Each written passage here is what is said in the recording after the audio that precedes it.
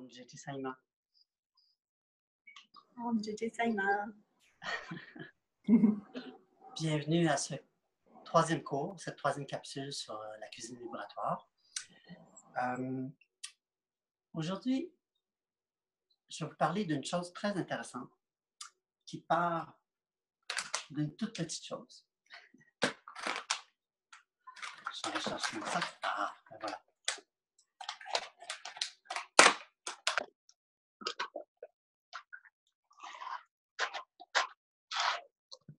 Je pense que je ne sais pas si vous pouvez voir ici. Je vais le montrer un petit peu dans ma main comme ça. Voilà. Une semence de petits pois verts que j'ai ici. C'est ça. Ah, c'est des mung beans. Excusez-moi, c'est des fèves mung. Vous voyez dans ce petit grain ici, dans ce tout petit grain ici, il y a toute la connaissance du légume lui-même qui se développe et ainsi de suite lorsqu'on le fait tremper dans l'eau, d'accord, pendant 8 heures, et puis après ça, on l'égoutte et on le retourne à l'envers de façon à, dans un panier à vaisselle, notre panier à vaisselle qui traîne sur le comptoir, entre autres. Et puis, ce que ça fait, c'est que ça fait une germination. Et en bout de ligne, on obtient un produit qui ressemble à ceci. D'accord? Ça ici, ce sont des germinations mélangées. Donc, il y a plusieurs semences ensemble, différentes. Et ce que ça fait, c'est que ça réactive la graine fondamentalement. Et ça active toutes ses capacités. Ça la remet en... je cherche mes mots, pourquoi? Alors, ça la ramène énergétiquement à la vie. Et pourtant, on a l'impression que c'est inerte et que rien ne va sortir de ça. Quand on la regarde comme ça, à sec, et finalement, la minute qu'on rajoute de l'eau, qu'on rajoute de la terre, qu'on rajoute de la lumière, bien sûr la lumière, et c'est là que toute la magie s'opère et que la graine s'ouvre et puis produit un germe, et après ça, qui devient une carotte, qui devient une betterave, qui devient un légume en soi, ou une herbe, ou quoi que ce soit. Alors, de ça que je voulais vous parler, c'est le fait que les légumes captent la lumière, d'accord? Et cette lumière-là, bien, elle est transformée. Lorsqu'on mange des germinations comme ça, eh bien, on se trouve à les manger crus. On se trouve à les manger directement comme ça. Lorsqu'on coupe ou on retire une carotte de la terre et on la coupe, ben, on se trouve à la... Il y en a qui vont dire à la tuer d'une certaine façon. Ça sera à chacun de vous de voir ce que vous en pensez. Mais moi, ce que j'aimerais vous inviter à faire, c'est de prendre conscience que finalement, c'est une transformation à chaque étape. Lorsqu'on mange germination, à l'intérieur du corps, il y a une transformation qui s'établit. On va chercher la valeur nutritive de cet aliment-là, on va chercher sa valeur énergétique, on va chercher plein d'autres choses à plein de niveaux et ça nourrit tous les corps. C'est la même chose lorsqu'on mange un légume qui est coupé. Et j'irais même à dire que la viande en soi, ben, c'est une transformation aussi.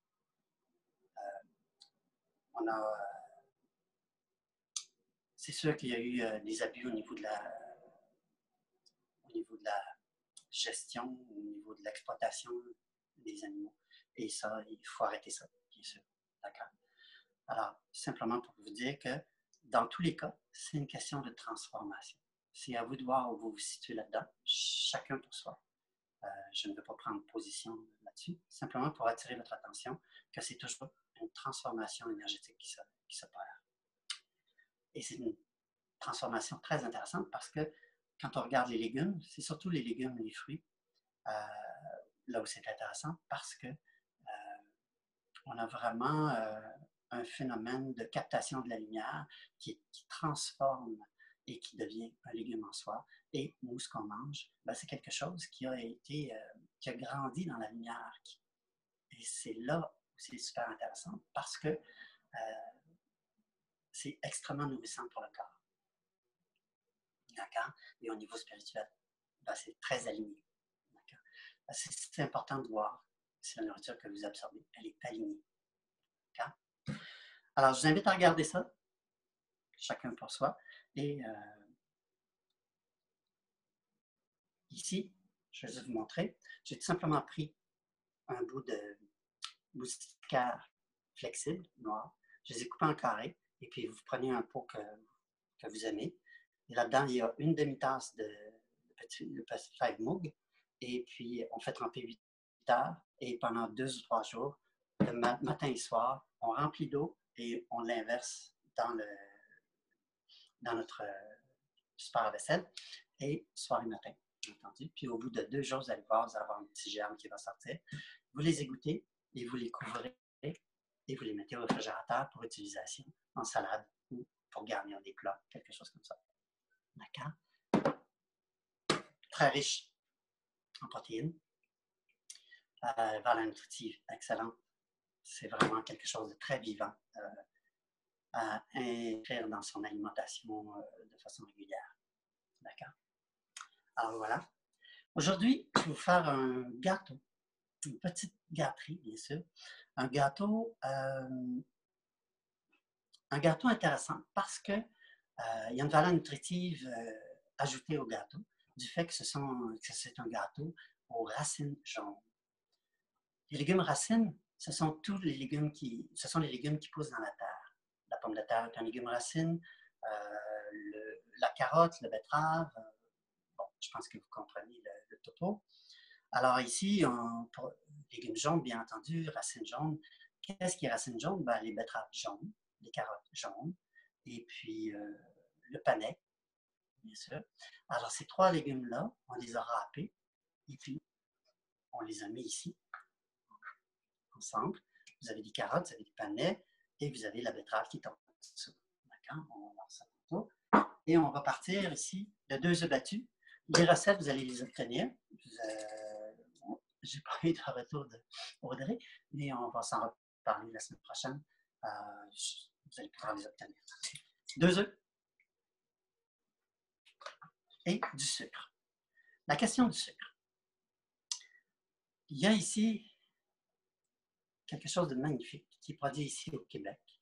C'est de la cassonade d'érable. C'est ma voisine c'est avec elle que j'obtiens ça, et puis c'est un produit très, très rare, on ne tient pas ça partout. La texture est fabuleuse, ça ressemble vraiment à de la cassonade, vraiment fantastique. Et puis, dans mes recherches, je me suis rendu compte que, pas je me suis rendu compte, mais il y a l'Université Laval qui a sorti une recherche il n'y a pas très longtemps, il y a 1 an ou 2, et il y a ce qu'on appelle dans le sirop d'érable du polyphénol. Et les polyphénols dans l'érable, dans le sirop d'érable, dans le sucre d'érable, il y en a 5 fois plus que dans le miel. Et ce sont des antioxydants qui sont très, très bons pour le système. Et c'est aussi que c'est excellent pour ceux qui ont des problèmes ou qui veulent éviter des problèmes ou des situations avec le sucre dans le corps. La glycémie, d'accord? Parce que son indice glycémique est très faible. C'est vraiment intéressant à ce niveau-là. Un indice glycémique très faible. Alors voilà. Pour ceux qui ont des... Ah, voilà. Le mot, c'est diabète de type 2. Alors, c'est excellent pour éviter les problèmes de diabète de type 2 et puis les problèmes cardiovasculaires, des choses comme ça. Moi, personnellement, j'essaie de remplacer tous les sucres qu'il y a dans mon alimentation par le sucre d'érable, justement pour cet aspect antioxydant fabuleux. Et les polyphénols, qui sont 5 fois plus présents que dans le miel ou dans le sirop de maïs. Et un autre sirop dont j'ai oublié le nom, qui est ici. Ah oui, le sirop de riz brun. Que je n'ai jamais utilisé ce sirop-là, mais bon, c'est quand même intéressant. Alors, sucre d'érable, 2 œufs battus. On met ça là-dedans. On prend une spatule. Ah, oui. De l'huile. 3/4 de tasse d'huile. Et ce que vous voyez foncé qui flotte à l'intérieur, c'est de la vanille. D'accord? Alors, on met ça tout ensemble. Et là, je vais brasser vigoureusement. Et puis, vous allez voir qu'il va y avoir un petit peu de beurre. Je vais essayer de le minimiser au plus possible. Mais tout simplement qu'on va se trouver à faire une émulsion. Vous allez voir, ça va faire comme une mayonnaise, en fait. l'eau qu'il y a dans le jaune d'œuf et l'huile vont s'amalgamer ensemble. Et vous voyez l'épaisseur, ça fait vraiment comme très sirupeux, très onctueux. D'accord? Alors, c'est un peu la réaction chimique qui se produit de la mayonnaise, l'émulsion. Bon. Je retire le fouet. Et là, maintenant, je vais rajouter les légumes dans le plat. Vous voyez ici, on a nos betteraves jaunes et tout ça. Comme le bol. Dans la recette, j'ai modifié quelque chose. J'ai rajouté 2 fois plus de légumes. Il y a 1 tasse de légumes dans la recette, j'en ai mis 2. D'accord? Et puis ici, je rajoute du zeste de citron. Fraîchement râpé. C'est jaune et ça va nous donner un petit goût citronné. Vraiment intéressant. La farine, c'est de la farine sans gluten. La farine sans gluten,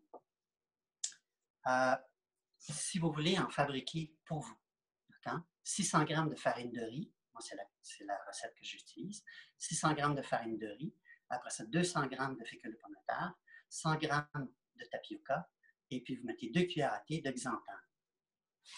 Le xanthane, ça ressemble un peu à ça, c'est une poudre, et vous l'achetez dans les magasins d'aliments naturels, et puis ça ressemble un peu à ceci. D'accord?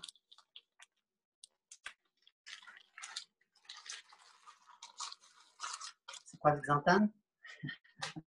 Eh bien, c'est un épaississant, ça va permettre, c'est un gélifiant qui va permettre à votre farine de rester ensemble lorsque vous allez l'amalgamer à autre chose. D'accord? Ça va lui donner la consistance. Et là, ici, on a de la cannelle, poudre à pâte, petite vache, du bicarbonate de sodium. Et j'ai rajouté une autre chose qui n'est pas dans la recette, c'est une demi-tasse de graines de tournesol que j'ai broyées légèrement. D'accord?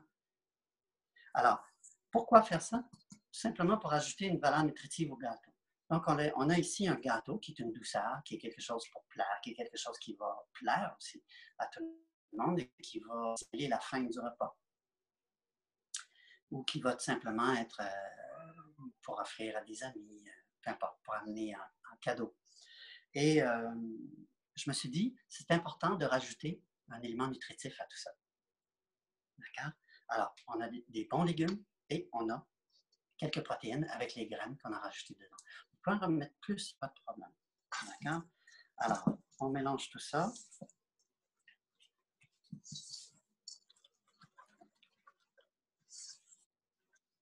Je vais vous permettre de voir un peu ce qui se passe dans le bol.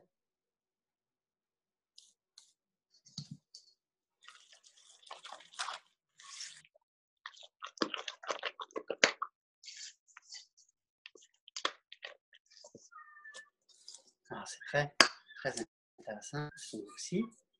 Je vais retirer ça. Je vais mettre ça.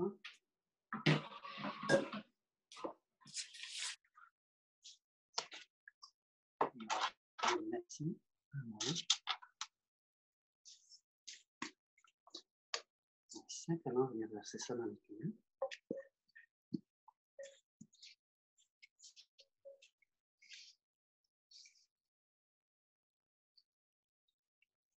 Voilà.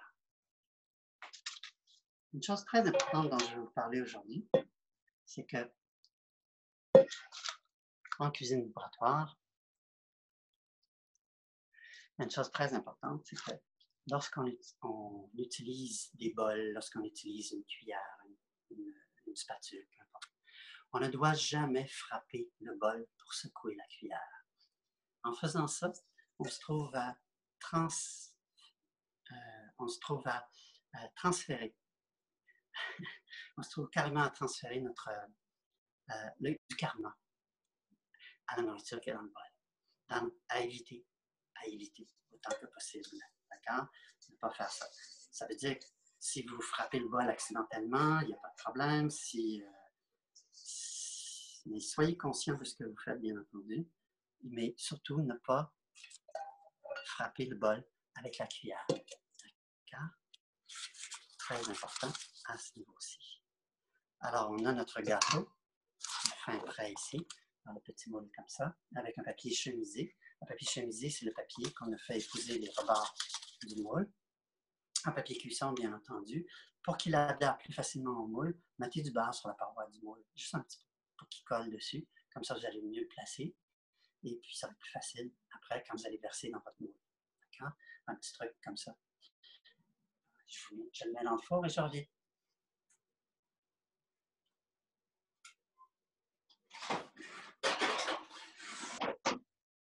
Excusez pour le bruit. Alors, on a fait notre gâteau, on l'a mis dans le four. Il y a ce qu'on appelle la broméline. Je cherche le nom.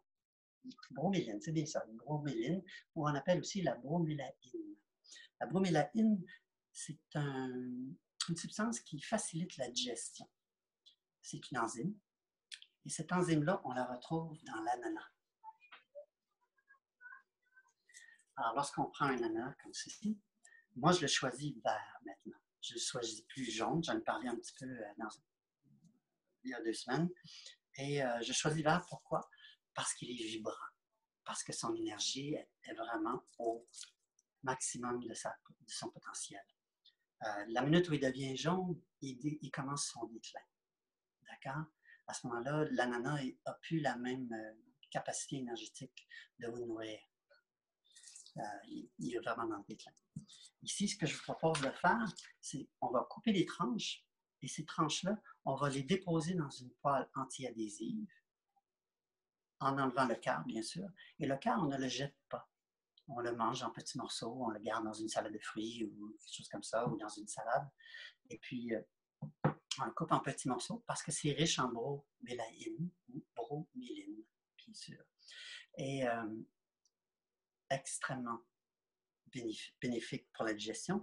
Mais il y a un autre facteur aussi, c'est les articulations, parce que ça a des propriétés anti-inflammatoires. Alors, c'est fabuleux pour ça, à utiliser pour ceux qui ont des problèmes avec les articulations, bien entendu. L'arthrose. Alors, l'ananas, riche en magnésium, riche en vitamine A, vitamine C, excellent pour la santé, à adopter de façon régulière dans votre alimentation. C'est aussi un attendrisseur, comme le kiwi, pour mariner, des choses comme ça. Ça, c'est surtout pour ceux qui mangent de la viande, mais c'est le fun aussi de mariner des légumes, des choses comme ça, pour aller chercher une autre saveur, ou de mariner du tofu, des choses comme ça. Alors, on coupe des tranches, on met ça dans une poêle anti-adhésive, froide, à froid. On met ça sur le feu à 2 degrés, au chiffre 2 à peu près. Vraiment pas minimum, mais un petit peu plus, là, pour que ça cuise quand même. Et on met ça à couvert. Et ce que ça va faire, c'est que ça va libérer de l'eau, bien sûr.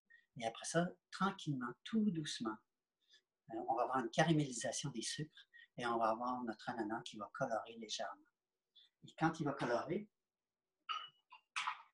ça va nous donner ceci. On va avoir des belles tranches d'ananas colorées. Et ils vont avoir caramélisé et, comment on dit ça, le mot, faisandé un peu. Ils vont avoir ramolli, en fait. Et puis, le sucre va s'être concentré par l'évaporation de l'eau. Et puis, vous allez avoir un ananas magnifique qui va être comme si il était très mûr. Et en même temps, vous allez conserver toutes les qualités vibratoires de votre ananas en le cuisant tout doucement. D'accord? Essayez-le. Vous allez voir. Et ça m'amène à vous montrer le résultat. On n'attendra pas que le gâteau soit cuit. D'accord? On va tout de suite je vais tout de suite vous en montrer un. Excusez, j'ai fait du bruit. Je ne dirais pas que je l'ai friqué. Alors, vous voyez le gâteau. On va bien ici. Vous voyez ce que ça donne? On a placé l'ananas à la surface du gâteau. On a notre gâteau qui est cuit ici. Avec le papier, on peut facilement le dérouler. Regardez comme ça se fait très bien. On enlève ça. Sépare notre papier ici. Et on a un magnifique gâteau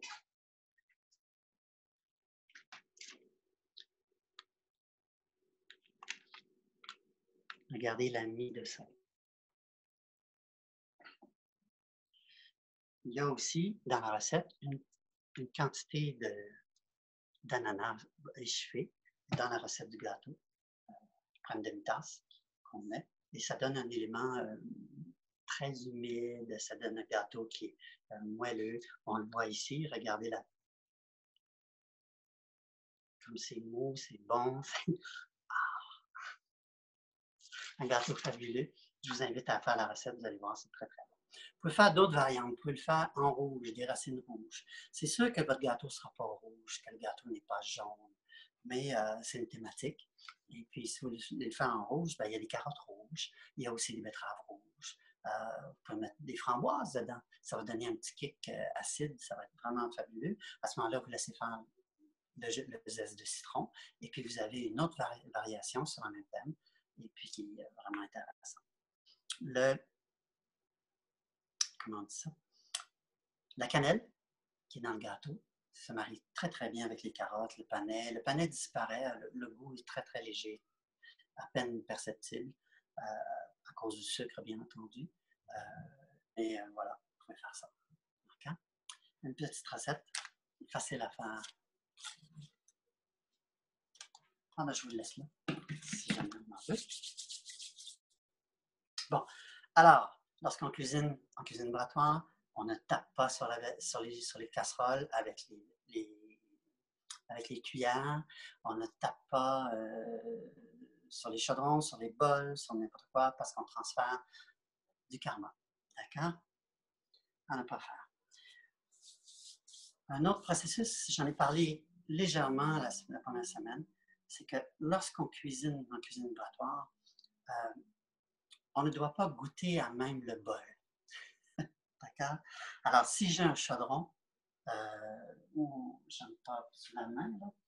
Bon, je vais prendre ça ici. Alors, il y en a qui vont prendre la spatule et puis qui vont lécher la spatule. Hein? C'est très, très intéressant. Lécher la spatule. Alors, ce qu'on va faire en cuisine vibratoire, c'est que si on veut goûter à quelque chose, on en prend dans une spatule, dans une cuillère, et on va le verser dans la cuillère à laquelle on va goûter. Idéalement, sans toucher à la spatule, à l'autre, on va simplement le verser dedans, sans qu'il y ait de contact nécessairement. Voilà, comme ça. Et là, on va goûter, mais pas au-dessus du bol, à côté du bol. D'accord?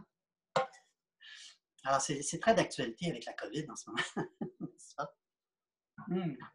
La pâte à gâteau de fruits, moi j'adore. On n'a pas mangé. Alors, vous avez compris le principe. On prend une louche de soupe, on en verse dans notre petite cuillère pour goûter et on goûte en dehors et non pas au-dessus du chaudron. D'accord? Ça, c'est très important. Un autre détail, c'est que lorsqu'on cuisine,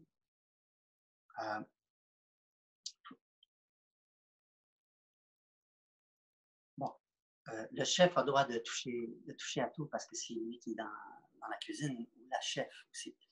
Alors, les mains propres, bien sûr, et puis tout le temps. Et on essaie d'éviter, c'est sûr qu'en cuisine vibratoire, on va chanter des mantras, des choses comme ça, mais on essaie d'éviter de postillonner. D'accord? Faire attention à ça, pas envoyer ça dans la nourriture. D'accord? Simplement une parenthèse comme ça, qui est très importante.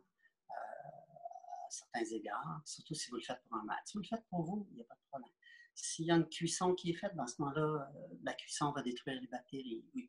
Mais en cuisine vibratoire, on fait des cuissons lentes. Les cuissons lentes, ben, ça donne l'occasion aux bactéries de se développer. D'accord? C'est pour ça que ça prend des produits qui sont très frais, pour éviter justement le développement des bactéries, et puis à ce moment-là, créer des intoxications alimentaires. On veut éviter ça, bien sûr. Les personnes qui s'intéressent d'avoir une intoxication alimentaire.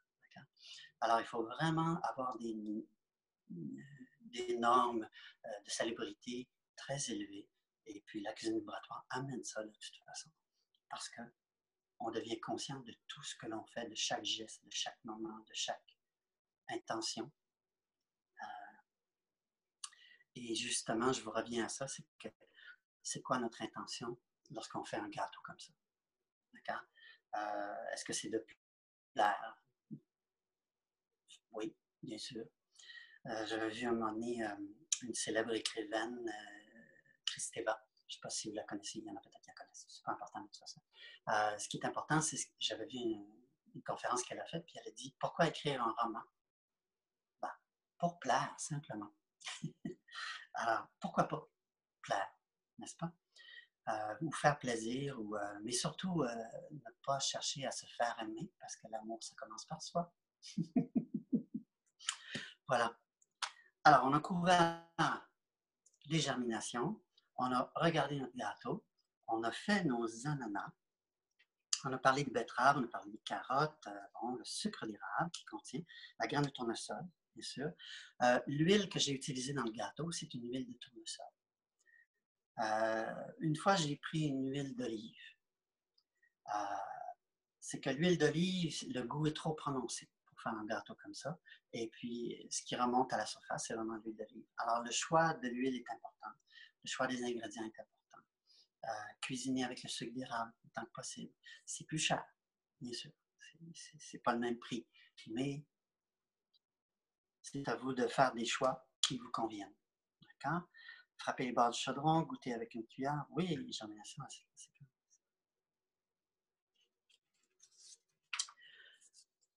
Alors, je reviens à mon équation de départ. C'est que on parle d'énergie, on parle d'alimentation, on parle de nourriture, on parle donc de transformation. Mais la transformation de l'énergie du légume, du fruit, par le biais de la consommation dans le corps, on le mange et automatiquement, il est transformé dans notre corps.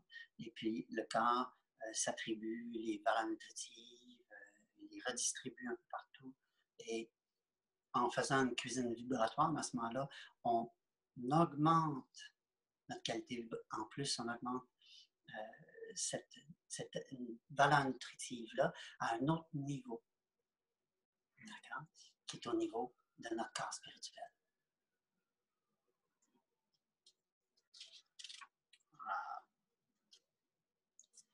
Alors, j'ai couvert à peu près tout ce que je voulais. Ça a été très rapide aujourd'hui. La semaine prochaine, il y a une chose que je vais faire, je vais vous chanter notre petite chanson avant de partir, ça c'est sûr, on ne part pas tout de suite. La semaine prochaine, on m'a invité à continuer. Alors, moi, avec plaisir, j'ai accepté. Et je vous offre deux choses. Peut-être que je vais les jumeler ensemble, je vais voir ça, mais j'aimerais savoir, avoir un son de cloche de vous. Est-ce que vous avez des questions? Si oui, la semaine prochaine, ça pourrait être une soirée questions par rapport à la cuisine vibratoire. Ou sinon, ce que je vais faire dans les prochaines semaines, c'est à chaque semaine prendre une recette et l'adapter à la cuisine vibratoire. Ça veut dire, dès le départ, partir avec une intention d'élever son taux vibratoire par la nourriture qu'on cuisine. Après ça, adapter la recette, qui est une recette traditionnelle, si on veut, ou standard qu'on fait tous les jours. Je vous donne un exemple, mais il ne faut peut-être pas ça, du pâté chinois, là, mais on va le faire végétarien, bien sûr. Et ça peut être ça. Et puis à ce moment-là, je vais faire une création à partir de ça. Puis c'est une proposition que je vous offre. Alors dites-moi ce que vous voulez pour la semaine prochaine. Soit on commence tout de suite par ça, puis on aura des questions, si vous en avez. Voilà. Alors, j'ai mon adresse courriel, guy-houd@mac.com, guy-houd, dans le mot, à commercial, mac.com. Écrivez-moi, puis dites-moi ce que vous préférez. Dites-moi si vous avez aussi une recette qui serait intéressante, un petit défi, des choses comme ça. Et puis, je verrai comment je peux l'adapter à la cuisine vibratoire pour rendre ça vraiment, pas le rendre, mais ça va être stimulant, ça va être intéressant. D'accord? Il y a ça. Et lorsqu'on parle de... Tantôt, je parlais de la graine qui capte avec l'eau, avec la lumière, avec la terre et tout ça. Et on devient, et on mange la carotte, la betterave, peu importe, le légume qui a grandi avec la lumière. Et il y a différents groupes, différents types d'alimentation. Donc, on a des végétariens, on a des flexivores, on a des carnivores, on a des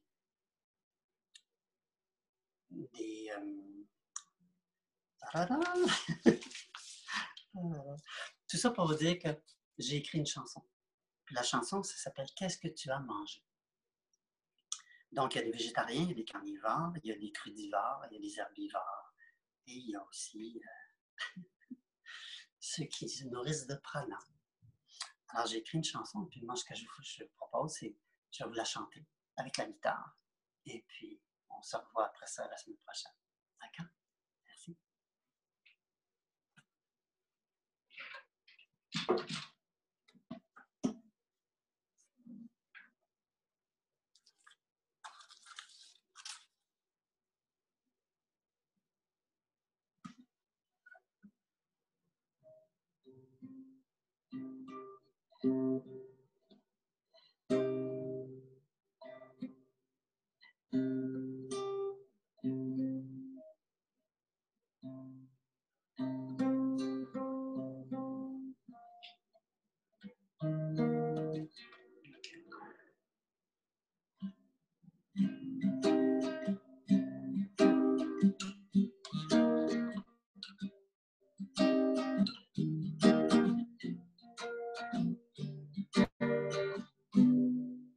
Mon ami est végétarien, pas de viande sur son pain, des légumes pour sa faim.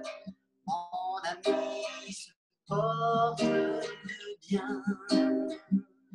La vitamine A, la vitamine D, la vitamine D, la vitamine C, la vitamine D. Qu'est-ce que tu as mangé? Mon ami est carnivore, avec ses dents, il dévore, il mastique un peu plus fort les bouchées qu'il aime à mort.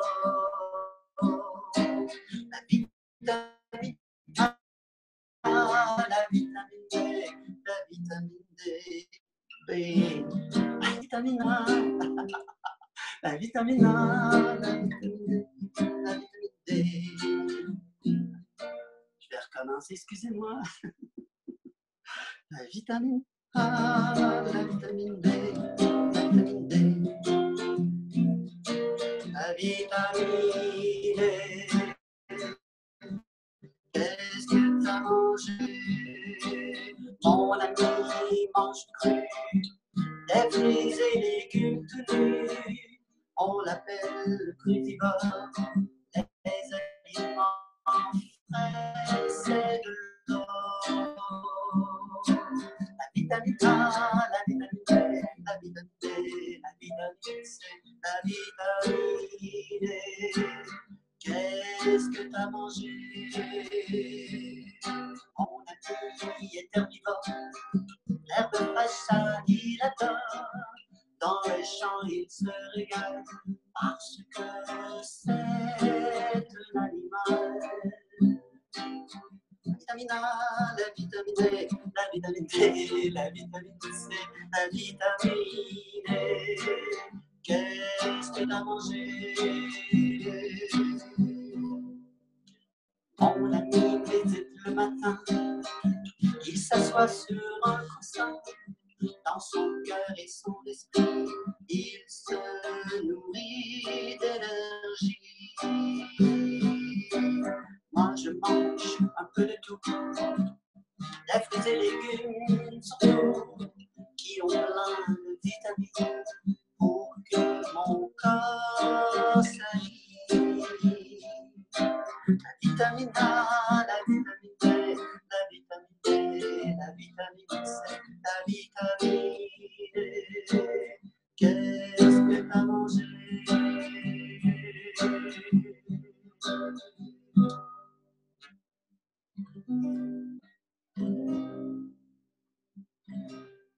Alors, merci d'avoir été là encore ce soir. Et puis la semaine prochaine, je vous reviens. Et puis on va voir ce que vous auriez choisi, les questions et ou la recette. ou sinon, les deux. On verra à ce moment-là ce qu'on pourra faire. Merci. Merci.